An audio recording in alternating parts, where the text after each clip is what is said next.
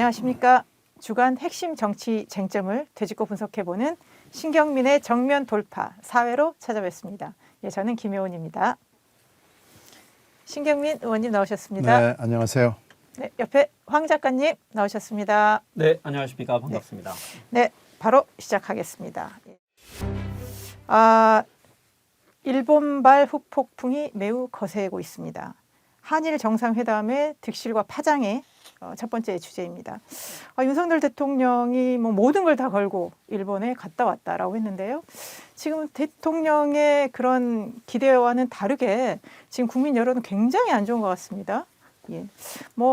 그 전부터 강제징용 배상안을 나오면서부터 이거는 굴욕외교다. 일본에 왜 가느냐 이렇게 했는데 거기 가서도 숙제만 받아왔다. 가져온 건 하나도 없다. 심지어 무슨 독도 얘기, 위안부 얘기까지 나왔다. 이렇게 지금 국내 언론에서 나오고 있단 말입니다. 지금 도대체 한일 정상회담이나 이 관련해서 지금 어떻게 대응하고 있는 건가요? 아니, 만찬을 2번 한다고 그래서 좀 걱정이 있었죠. 뭔가 함정이 있을 거다라고 그랬는데 대통령이나 그 대통령의 그 보좌진들이 준비를 좀 안 했던 것 같아요.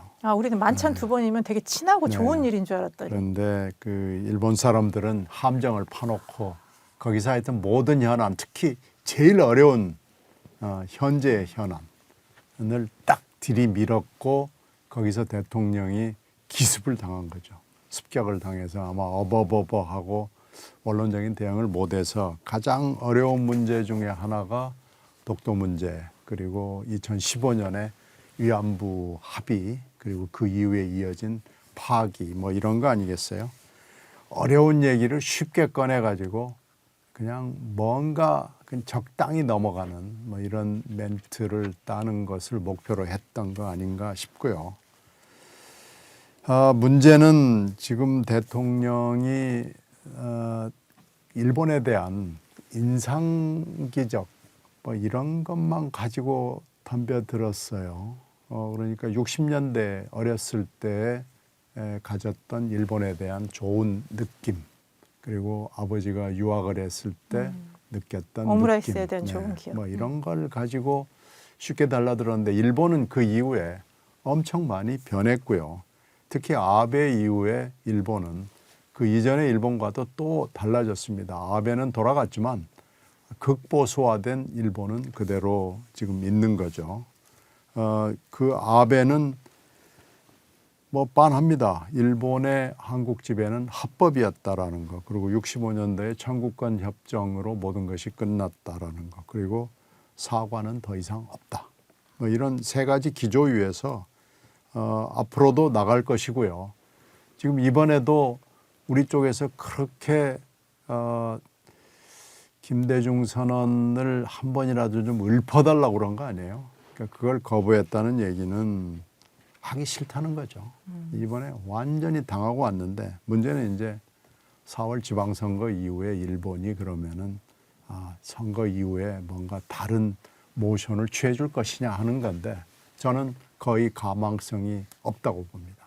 따라서 이번에 정말 철저하게 당했고 이 기조가 변하지 않을 겁니다. 그래서 우리가 속이 좁으니 미래를 봐야 되느니 어쩌고 이런 얘기들을 계속 할 거예요. 그런데 지금 이 윤 대통령의 이번에 이 실수는 극복하기가 매우 어려워 보입니다. 그럼 황 작가님 먼저. 그럼 이제 의원님께서는 정말 이렇게 사무라이에 기습당한 윤 대통령. 근데 대통령만 기습당한 게 아니라 사실 우리나라가 기습당한 게 돼버린 거거든요. 그러면 진짜 이게 회복이 어렵다. 그만큼 지금 여론도 안 좋고 앞으로 한일 관계를 미래 얘기는 했지만 개선될 가능성도 없다. 그러면 총체적 난국이거든요. 지금 현재 상황과 앞으로 어떤 해결책이 있을까요?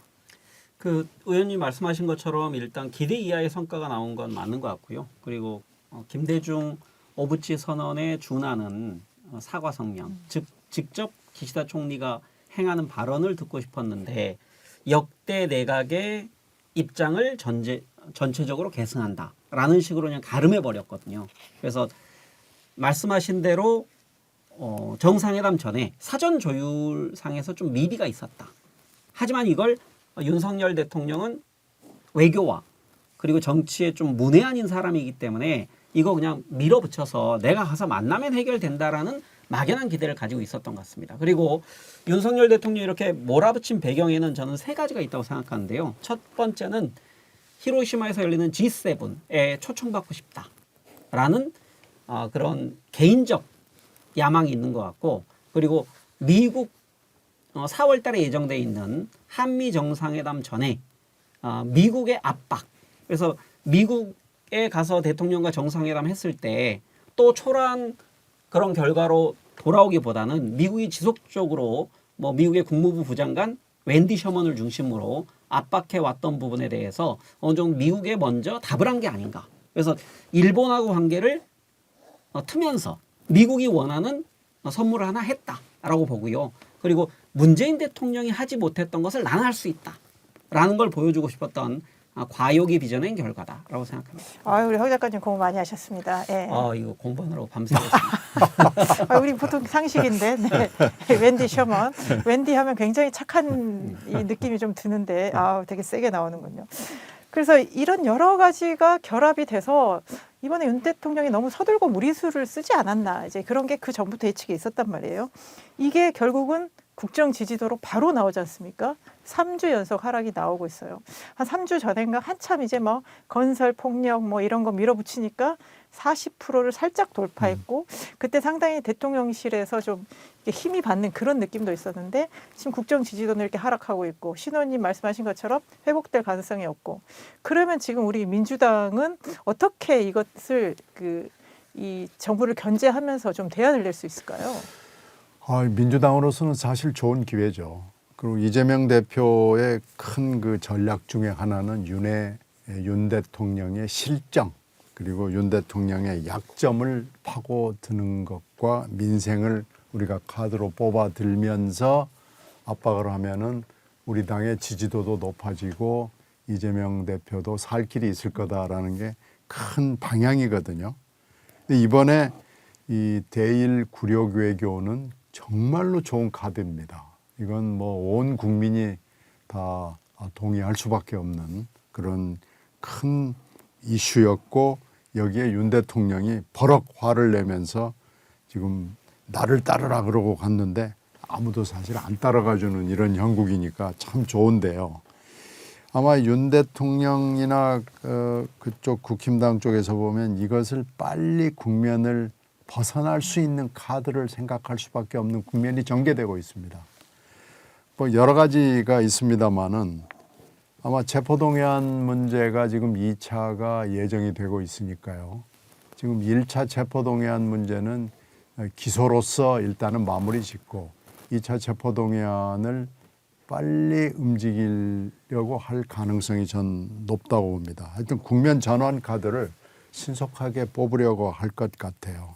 그리고 이제 또 외교에는 또 외교로서 어떻게 보면 이게 덮어 씌우고 나가야 되기 때문에 이 넘어타기 위해서 또 다른 외교의 어떤 퍼레이드를 시작을 하겠죠. 그 중에 하나가 이제 금방 말씀하셨던 G7 초청이 하나 있을 거고요. 미국하고도 아마 굉장히 화려한 외교 행보를 기획을 하고 있을 것으로 생각이 돼요. 근데 이제 문제는 이렇게 되면은 우리 지지도가 지금 민주당 지지도가 올라가긴 올라갔죠. 근데 이제 사실은 더 올라가야 되는데 이걸 만약에 이재명 대표의 사법 리스크로 덮으려고 분명히 할 텐데 이게 이제 어떻게 될지 그 관전 포인트예요. 만약에 저쪽 카드, 국면 전환 카드가 먹혀 들어가면 우리로서는 좀 좋지 않은 거고요.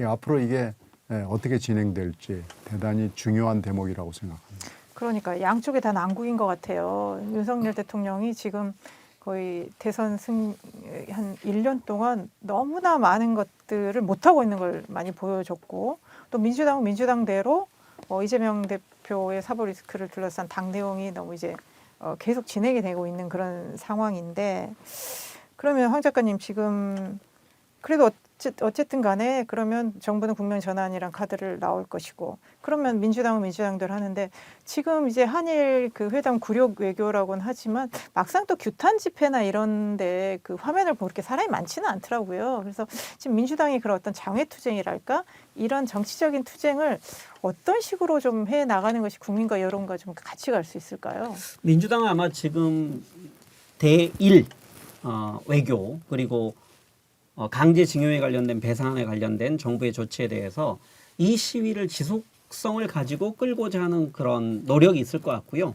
그리고 거기에 지금 2주 연속 이재명 대표가 거기에 출석하고 있는데 이재명 대표는 말씀하신 대로 호재를 만났다고 생각하겠죠. 그러니까 본인에게 언론의 관심이 사법 리스크에 집중돼 있었는데 지금 야당으로서 지금 정부의 실정에 대해서 대항하는 그런 장외 집회를 선택했거든요. 하지만 그럼 이제 둘 중에 어떤 게 과연 길게 갈 거냐. 이 외교 문제, 지금 일본과의 대일 외교 문제가 지속될 건지 아니면 이재명 대표에 대해서 기소권 그리고 앞으로 다가올 체포동의안건 그리고 유동규의 법정 진술권 뭐 등등으로 아마 이재명 대표 입장에서는 아마 초조할 겁니다. 왜냐하면 이 대일 외교, 굴욕적 대일 외교라고 평가하는 국민들을 얼마나 결집시킬 수 있을지. 하지만 말씀하신 대로 대중 집회에 사람들이 그렇게 많이 모이지 않고 있거든요. 그래서 어떻게 이 불씨를 지속할지에 대한 관심을 가질 것 같은데 저도 이게 개인적으로 굉장히 그 여론의 추이. 지금은 이제 윤석열 대통령의 지지율은 많이 떨어졌고 그리고 국민의힘과 민주당의 지지율은 역전됐고 이제 국민의힘이 하락세고 민주당이 상승세인데 그렇다고 해서 민주당이 과연 좋은 카드만 있느냐. 이제 앞으로 4월 달에 있을 한미 정상회담 그리고 4월 7일 날 일본에서 실시되는 전국선거 즉 지방선거죠. 그 지방선거 이후에 기시다가 어떤 또 전향적 발언을 할지도 모른다는 기대를 영국은 하고 있는 것 같습니다. 그래서 이건 지난번에 건폭 노폭에서 얻었던 그런 되치기를 할 수 있다라고 영국은 지금 기대하고 있는 것 같아요. 글쎄요, 예, 저희가 첫 번째 쟁점으로 이제 한일 정상회담 득실과 전망 다뤄봤는데요. 아마 이제 이 관련해서는 계속해서 뭐 여론이나 이런 것들이 좀 진행이 될 것 같습니다. 추후 진행되는 것 보고요. 과연 국민들이 어떤 선택을 할 것인지 그리고 대통령과 대통령실은 국민들한테 장담했던 것처럼 정말 다 말할 수는 없다. 뭔가 국익을 위한 뭔가가 있는 것처럼 얘기를 했습니다. 과연 뭐가 나올지 지켜보고요. 결국은 이 과정에서 실종되는 건 민생이어서는 안 된다. 미래도 중요하지만 저는 현재의 삶이 더 중요하다고 생각합니다. 민생 문제를 더 잘 해결하는 정부 여당과 민주당을 기대하면서 두 번째 쟁점으로 넘어가겠습니다. 두 번째 쟁점은 지난 시간에 했던 것 중에 조금 저희가 추가적으로 확인할 필요가 있는 것들을 살짝 다루고 가겠습니다. 지난번에 이제 한참 되게 충격적인 사건이 있었죠. 이재명 대표와 관련해서 이제 많은 분들이 좀 극단적인 선택을 했는데 비서실장이었던 분이 안타깝게 사망하시는 일이 있었습니다. 그런데 그때 관련해서 이제 그 다음날 조문을 갔지 않습니까? 근데 조문과 관련해서 상당히 좀 여러 가지 좀 다른 얘기들이 좀 흘러나오는 것 같습니다. 조문을 뭐 유족 측에서 좀 뭐 거부했다. 그래서 오래 기다렸다. 뭐 이런 얘기들이 좀 나온 것 같았고요. 당초 뭐 유서가 있었네 없었네 이런 논란들이 좀 있어서 한 번 더 좀 짚고 넘어가는 것이 바람직할 것 같아서요. 간단하게 넘어가 보도록 하겠습니다. 그때 지난번에도 신경미 의원님 말씀하셨지만 이게 지금 정확히 그 조문과 관련된 진실이 뭡니까? 이게 지금 사건 사고기 때문에 경찰이 통제를 굉장히 심하게 했다고 그래요. 그래서 기자들이 많이 몰려가기는 했습니다마는 정치부에서 말진 기자들이 갔고 또 사건 기자들이 몰려가가지고 굉장히 많은 기자들이 그 장례식장 주변에 있었습니다만 통제가 너무 심해가지고 내부가 무슨 일이 벌어지고 있는지를 도저히 알 수 없는 상황이 일단 됐습니다. 그리고 이제 그 제일 어떻게 보면 궁금한 문제가 조문이 왜 이렇게 길어졌냐라는 거거든요.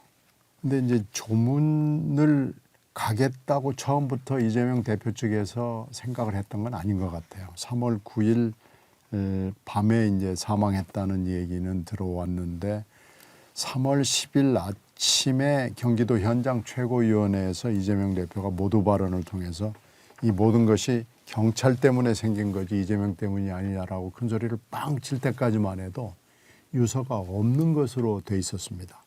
그런데 그 직후에 유서가 있는 것으로 나오고 유서의 내용이 하나씩 흘러나오기 시작했어요. 근데 가장 결정적인 건 이재명 대표 이제 정치 내려놓으십시오라는 그 전 비서실장의 유서였어요. 그러면서 이제 말이 바뀌기 시작하고 조문을 가야 되겠다라고 결정을 내린 겁니다.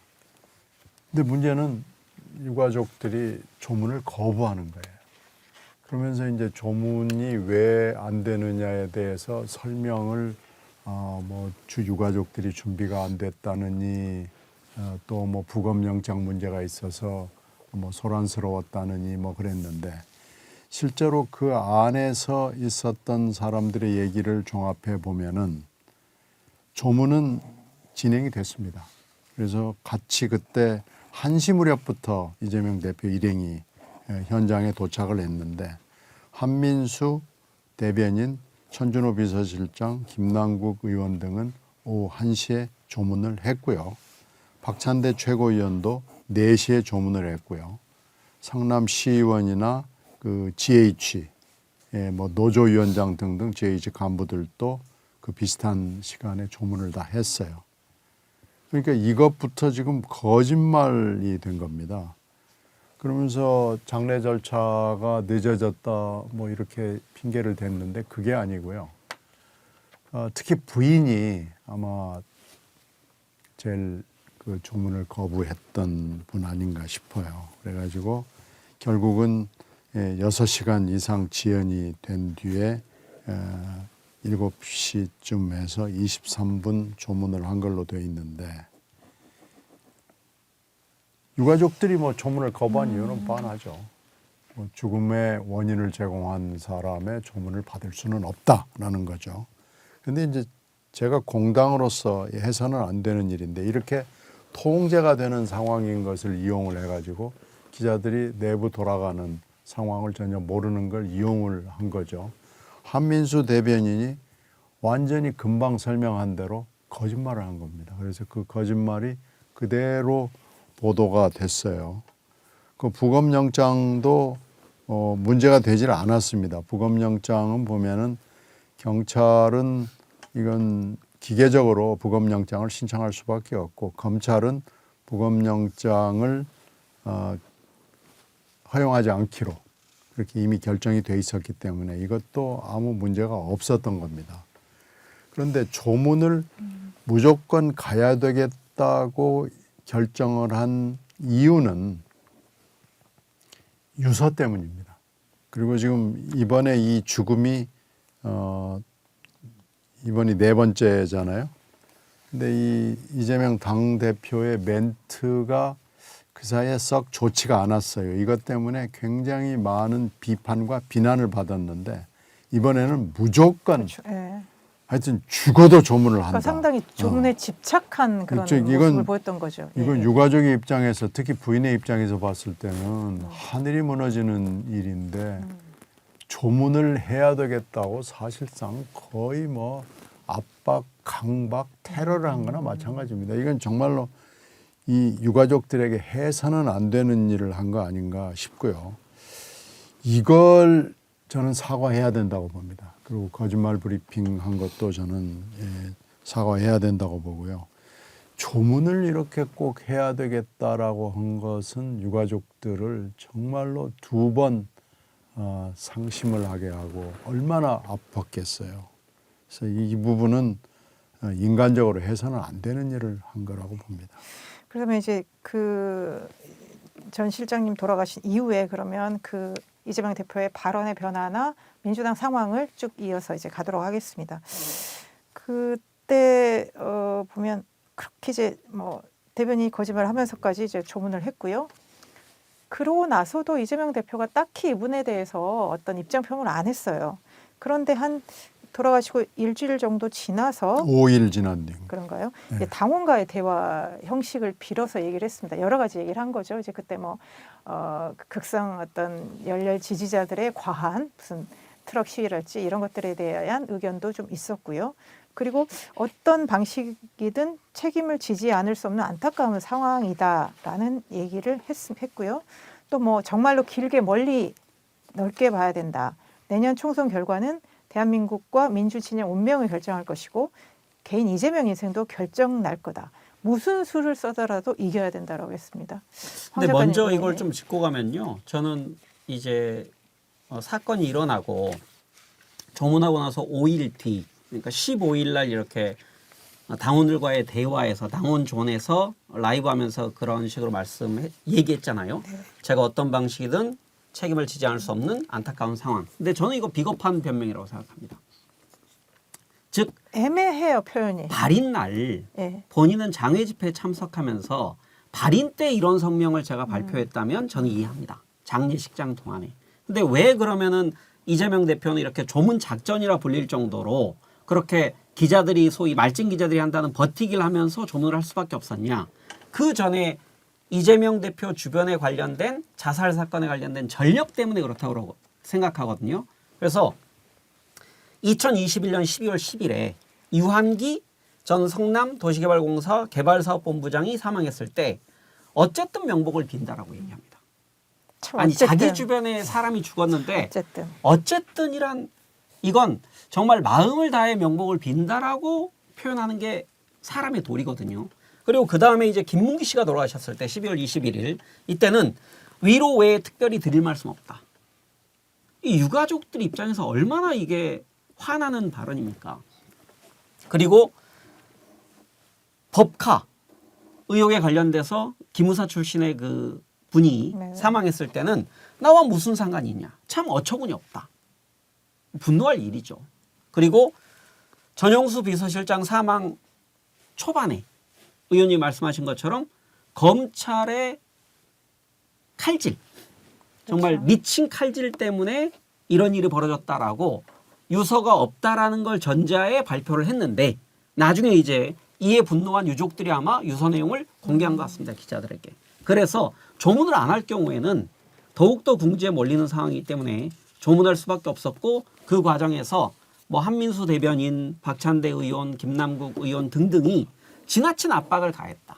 그리고 그 유족 가운데 한 분이 대표님 힘내세요 라고 했던 일종의 그 장례식에 찾아온 사람에 대해서 유족이 건네는 덕담을 오히려 크게 확대하고 과장하고 그럼으로써 유족들이 오히려 이재명 대표를 응원한다라는 식으로 언론이 호도하게 만드는 이런 저는 악행을 저질렀다 생각합니다.